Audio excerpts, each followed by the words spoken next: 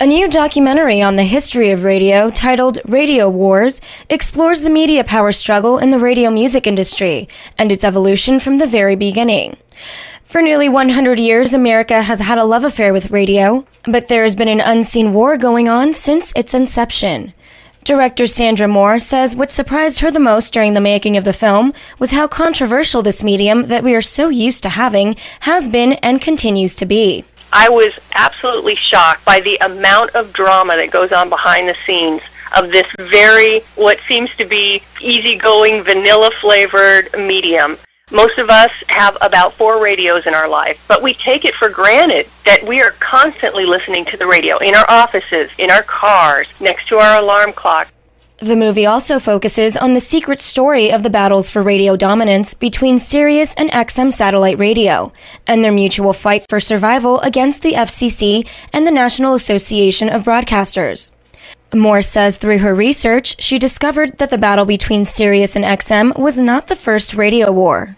Making a documentary about the history of radio was never high on my agenda as a production company. But when I saw my stock in SiriusXM go from about $9 a share down to 11 cents a share back in 2008, I really wanted some answers. I learned a lot about how much Wall Street and big media moguls influence radio and how much radio influences our culture. This led me to learn that this is not the first time this kind of thing has happened, that radio wars have been going on throughout history. Mohr says the future of broadcast radio will evolve eventually to reach an unforeseen amount of people and potential beings.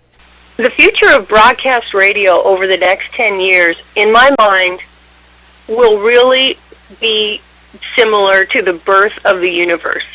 I just see it continuing to expand, continuing to move out into space, literally, as people become more connected through the internet, more connected through satellites.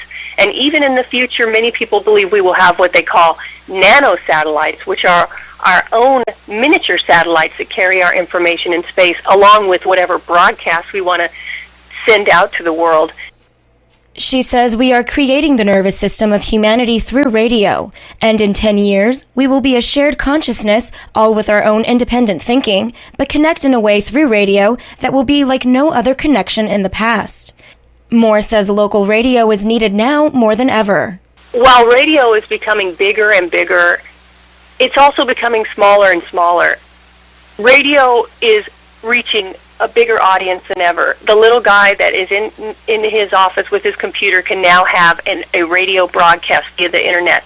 But what's so important also for farming communities, for agricultural communities, for small towns, is that we keep local radio alive. Local radio is such an important part of the medium. It's how radio started, and no matter what happens globally, we need to stay connected in our communities too. The documentary is currently hitting the film festival circuit, including the Discovery AFI Film Festival in Maryland. I'm Rosia Rivera for KVAY.